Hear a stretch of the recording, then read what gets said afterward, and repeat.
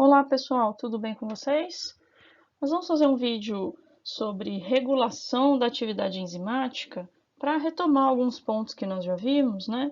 E ressaltar alguns outros, pensando também um pouquinho no que vem pela frente, cinética enzimática e tudo mais, tá bom? Então, quando a gente fala de regular a atividade de uma enzima, a gente precisa entender por que isso é importante. Então, é importante eu regular a atividade das enzimas, porque basicamente são as enzimas que atuam nas vias metabólicas e fazem com que essas vias se ajustem ou se adequem à situação do indivíduo, daquele organismo naquele momento. Então, vou dar um exemplo mais claro possível, que é o metabolismo energético quando a gente está em jejum versus quando nós estamos bem alimentados. Então, quando eu estou bem alimentado, meu corpo vai trabalhar para usar aquela energia disponível e vai trabalhar para fazer reservas de energia para momentos em que eu não esteja bem alimentado. Então, todo o meu metabolismo, todas as minhas enzimas, vamos dizer assim, elas vão ser direcionadas para essas atividades, né, de utilização de energia, de armazenamento. Quando eu estiver em jejum, aí as coisas têm que ir no sentido oposto, ou seja, eu não vou ter reserva, aliás, eu não vou ter energia disponível da alimentação, então eu vou precisar o quê? Usar as minhas reservas. Então vai ser um momento metabólico diferente. Por isso, a gente precisa regular essas vias metabólicas, as vias de síntese e as vias de degradação, de forma geral. E isso vai ser de acordo com a necessidade do meu organismo. Como que nós podemos fazer isso? O principal método que a gente faz, que o nosso organismo usa para fazer essa regulação, é controlar a atividade das enzimas. A gente ainda vai ver como que funciona o metabolismo, né? Mas eu posso regular o quanto daquela via metabólica vai acontecer, regulando as enzimas que fazem parte dessa via. De duas formas principais nós vamos controlar a atividade das enzimas. A primeira é a mais simples de entender. Ou tem ou não tem a enzima. Então eu vou mexer com a concentração das enzimas, a quantidade dessas enzimas que estão presentes ali.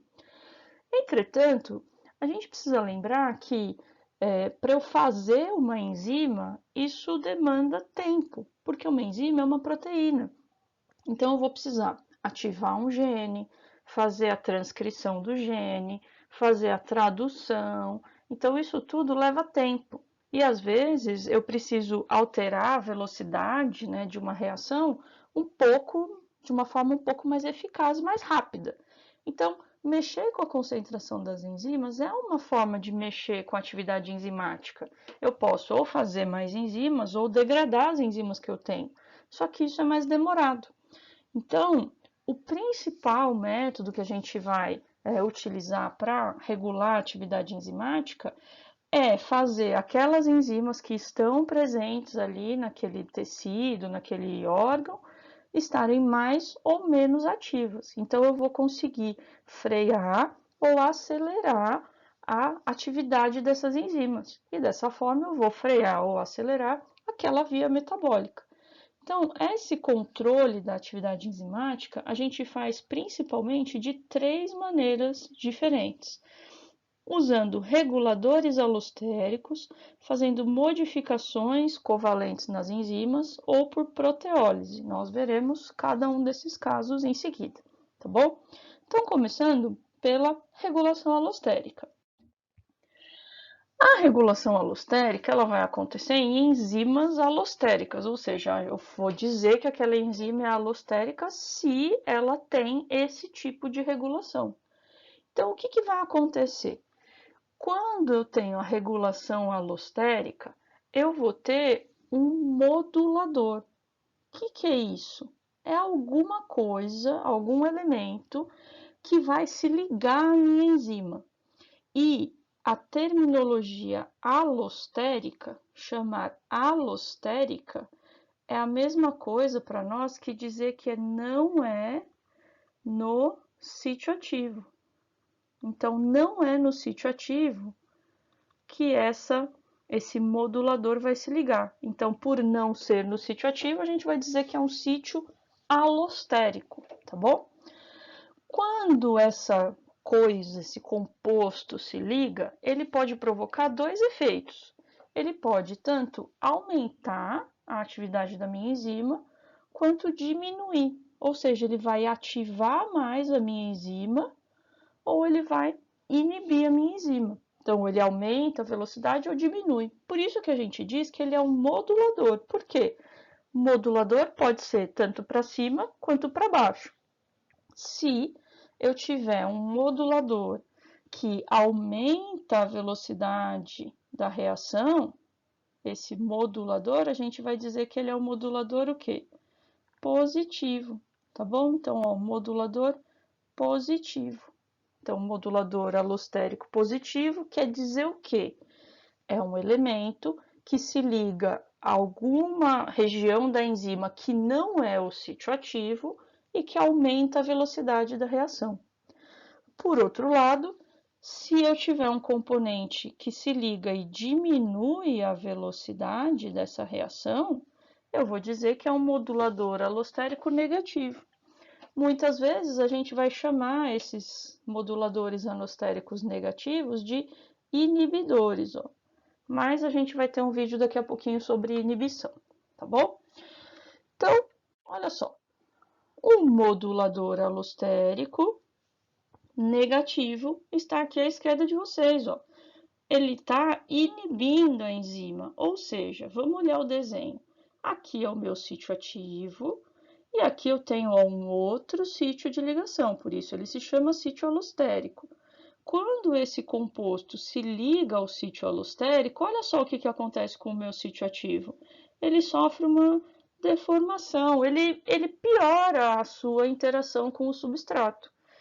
Depois disso, a atividade dessa enzima vai ser diminuída, por isso ele é um modulador alostérico negativo, e ele vai inibir, então, a atividade dessa enzima. Por outro lado, eu posso ter um modulador alostérico, ó, modulador porque vai influenciar a atividade da enzima, alostérico porque não é no sítio ativo, e quando está presente, melhora o encaixe do sítio ativo. Então, esse é um modulador alostérico positivo. Algumas coisas que são importantes a gente ressaltar é que um modulador alostérico, se ele sair daqui, ele não mudou em nada a estrutura dessa enzima. Na verdade, essa interação aqui, ó, entre o modulador e o seu sítio alostérico, ela é uma interação fraca, tudo bem? Ele não muda a estrutura da enzima em nada. Por que eu estou ressaltando isso? Porque vai ser diferente do tipo de regulação por modificação covalente. O próprio nome já diz, eu vou modificar um pouco a estrutura dessa enzima, tá ok? Então, olha só, quando eu tenho a regulação por modificações covalentes, nós vamos ter algumas coisas um pouquinho diferentes. Olhando aqui nessa figura do canto superior esquerdo, ó, eu tenho uma enzima, essa fosforilase, e essa fosforilase ela está no estado menos ativo. Ela tem a sua estrutura com duas hidroxilas aqui, ó. Tudo bem? Aí a gente vai ter uma outra enzima, nós não vamos falar em detalhes sobre isso agora, mas eu vou ter um jeito de fosforilar essa minha enzima. Então, olha só o que aconteceu. Eu adicionei, ó, fosfatos. Eu modifiquei essa enzima. É importante eu ressaltar isso para vocês. Eu não modifiquei a estrutura primária. Eu não mexi com aminoácidos aqui.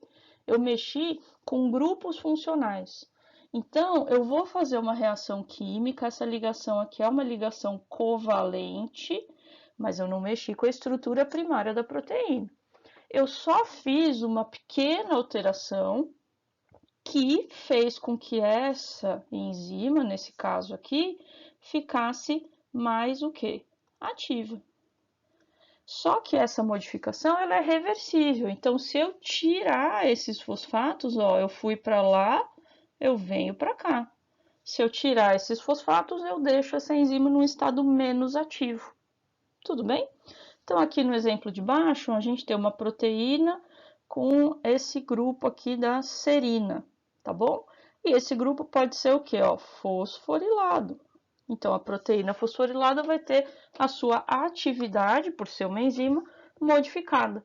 Então, eu fiz uma modificação na estrutura, eu adiciono, eu retiro grupos. Então, notem que pode ser, ó, metilação, adenilação, acetilação. Não é só fosforilação, mas a fosforilação é o jeito mais comum, tá bom? Então, a gente faz essas modificações e eu mexo com a atividade das enzimas. Algumas enzimas, na sua forma fosforilada, estarão mais ativas, enquanto algumas enzimas, na sua forma fosforilada, estarão menos ativas. Mas isso vai depender de cada enzima e do papel delas no metabolismo. Tudo bem? Por fim, pessoal, a gente também pode fazer um controle da atividade das enzimas utilizando proteólise. O que quer dizer isso? Se vocês pensarem em proteólise, é quebra, né, da minha proteína.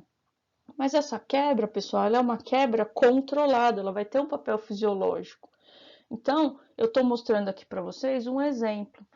Quando eu tenho, aqui a gente está olhando o intestino delgado, e aqui estão caindo as secreções enzimáticas do pâncreas. O pâncreas guarda muitas enzimas que serão importantes na digestão dos alimentos. Só que olha só o que acontece.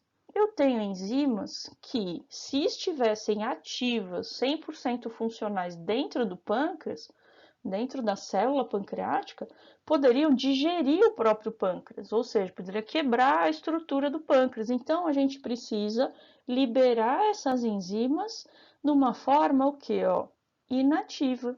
E aí, só quando elas estiverem lá no intestino, é que elas vão poder funcionar. Então, essas formas inativas de enzimas que são secretadas, nós damos o nome de zimogênios. Ó. Então, olha só que interessante. O pâncreas secreta enzimas inativas. E ele também secreta uma enzima inativa que se chama tripsinogênio. Ó. No intestino tem uma outra enzima que, quando age sobre o tripsinogênio, quebra esse cara em tripsina. E essa tripsina, por sua vez, quebra as outras colegas aqui, ó, em enzimas ativadas. Então, é um mecanismo de regulação por proteólise. Olha só como que fica, ó. O tripsinogênio, com a sua sequência de 229 aminoácidos, ó, ele é inativo. Só que quando ele chega lá na cavidade do intestino, ele vai sofrer a ação de uma outra enzima, que quebra esse pedacinho, ó, quebra 6 aminoácidos aqui do começo. Aí ele vira a tripsina. Então, é um mecanismo que acontece muito, né, na cascata da coagulação, vocês ainda vão aprender. Eu vou mexer nos componentes da cascata de coagulação por uma série de proteólises. E aqui no intestino também é importante, tá ok? Então, sobre o controle, a regulação da atividade enzimática, era isso que a gente tinha para falar para vocês. Tchau!